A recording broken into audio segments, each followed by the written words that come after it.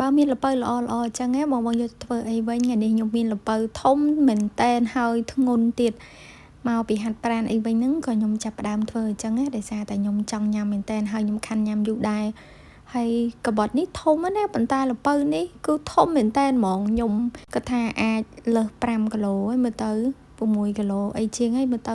ហើយពិបាកចិត្តមែនតែនអានេះខ្ញុំដាក់ខាញាប់ផងណាដល់ពេលចុះឡើងទៅខ្ញុំក៏យកកបត់តូចមកចិត្តបន្ថែមអញ្ចឹងណាឲ្យស្រួលចិត្តខ្ញុំចិត្តតែម្ដុំនឹងទេដោយសារតែខ្ញុំគិតថាចង់ធ្វើស្រស់ញ៉ាំរហូតអញ្ចឹងណាចឹងយើងក៏អាចទុកវាបានដែរល្ពៅហើយខ្ញុំអត់បានទុកក្នុងទូទឹកកកផងខ្ញុំទុកនៅកន្លែងធម្មតាដែរទេប៉ុន្តែយើងទុកធ្វើញ៉ាំទៀតចឹងទៅហើយគ្រាប់វាអីក៏ខ្ញុំទុកដែរលឿងល្អមែនតែនប៉ុន្តែម៉ាក់ខ្ញុំប្រាប់ថាបើសិនជាល្ពៅល្មួតពេលដែលយើងចិតវាទៅវារៀងស្អិតមុខកបាត់ណាហើយអានេះចិតទៅដូចអត់សូវស្អិតផងដល់ពេលយើងយកមកធ្វើអញ្ចឹងខ្ញុំញ៉ាំអត់ដឹងថាល្ពៅនឹងល្មួតឬអត់ទេឥឡូវនេះមុននឹងបងដឹងថាខ្ញុំយកទៅធ្វើអីខ្ញុំចាប់ផ្ដើមធ្វើវាចិត្តសបកចិត្តអីស្អាតចឹងណាដោយសារតែសបកវាគឺអត់ស្អាតទេកត្រឹសហើយមានតលីមានអីទៀតចឹងណាខ្ញុំចិត្តសបកវារួចសិនបានខ្ញុំយកវាទៅលាងសម្អាតតាមក្រោយចឹងទៅហើយមួយមុខនេះខ្ញុំខានញ៉ាំយូរដែរបើសិនជាបងហ្វេនខ្ញុំធ្លាប់ដឹងហើយថាខ្ញុំបានយកវាទៅធ្វើអីខ្លះចឹងទៅមិនថាធ្វើនំធ្វើទឹកល្ពៅឬក៏យកធ្វើជាម្ហូបធ្វើផ្អែមអីទេខ្ញុំចូលចិត្តមែនតែននិយាយទៅចូលចិត្តតាំងពីដើមមកហ្មង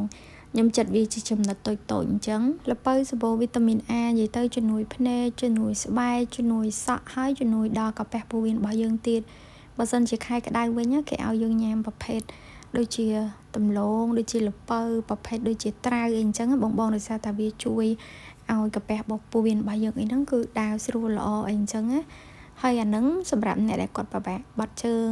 អីហ្នឹងក៏ល្អដែរបតោបងហ្នឹងណាឥឡូវខ្ញុំចាប់ផ្ដើមចិត្តវារួចហើយខ្ញុំយកវាទៅលាងយកពីថាអូយបងឲ្យលឿងល្អមែនតែនហ្មងលាងសម្អាតវាឲ្យស្អាតពី3ទឹកអីចឹងទៅដោយសារតែវារៀងក៏ក្រិចដែរអញ្ចឹងណាហើយខ្ញុំលាងច្រើនទឹកបន្តិចនិយាយទៅខ្ញុំមិនថាត្រីមិនថាសាច់មិនថាបន្លែទេខ្ញុំលាងច្រើនទឹកមែនតែនប៉ុន្តែទឹកដែលនៅសល់នេះក៏ខ្ញុំបានយកវាទៅបោះចោលដែរបងខ្ញុំយកទៅចាក់ដំណាំយើងអីចឹងដោយសារខ្ញុំមានដាំដំណាំដែរឥឡូវខ្ញុំចាប់ផ្ដើមយកល្ពៅនឹងដាក់ចូលក្នុងឆ្នាំងហើយល្ពៅនឹងប្រហែលជាអាច1គីឡូតិចតួចអញ្ចឹងណាបងនេះតាមខ្ញុំស្មាននេះអត់ប្រកាសទេហើយខ្ញុំប្រើជាមួយនឹងទឹក1លីត្រកន្លះសម្រាប់ទឹកប៉ុណ្នេះពេលដែលខ្ញុំធ្វើនឹងខ្ញុំគិតថាវាអាចនឹងទឹកច្រើនពេកតែពេលដែលធ្វើទៅអត់អីបងមកល្មមយើងញ៉ាំឆ្ងាញ់ណាព្រោះនៅពេលដែលវាត្រជាក់ទៅល្ពៅនឹងគឺរីកមៀតទៀតវាមានអារម្មណ៍ថាវាឡើងខាប់ជាងនឹងទៀតអញ្ចឹងតែតាមដែលខ្ញុំមើលសាច់ល្ពៅនេះខ្ញុំគិតថាល្ពៅនេះអត់ល្មួតទេព្រោះអានេះខ្ញុំឃើញមានអារម្មណ៍ថាវាដូចជាផុយ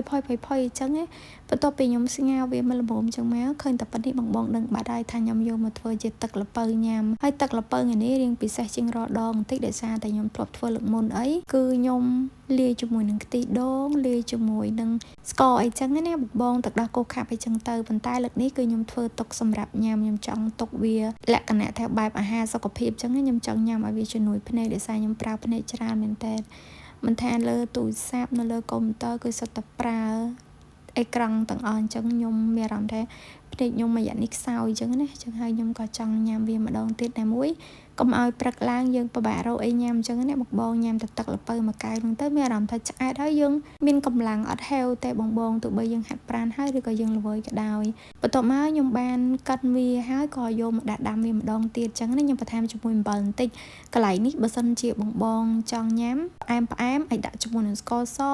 ឬក៏លាយជាមួយនឹងទឹកដោះគោខាប់លាយជាមួយខ្ទិះដូងអីក៏បានដែរប៉ុន្តែខ្ញុំអត់ទេបន្ទាប់ពីកិនរួចហើយខ្ញុំយកវាមកដាំលើនេះតិចចឹងមកបងប្រើភ្លើងល្មមបានហើយខ្លោចបានហើយយើងកូររហូតទៅទុកមកពុះប៉ុណ្ណឹងឆ្អិនរួចរាល់ហើយពេលញ៉ាំអាចបន្ថែមជាមួយនឹងទឹកដោះគោស្រស់ថែមជាមួយខ្ទិះដូងឬក៏ទឹកដោះគោខាប់ក៏បានដែរកាន់តែឆ្ងាញ់ហើយអរគុណជម្រាបលាបាយកុំភ្លេចជួយ like ម្នាក់មួយផងណាបង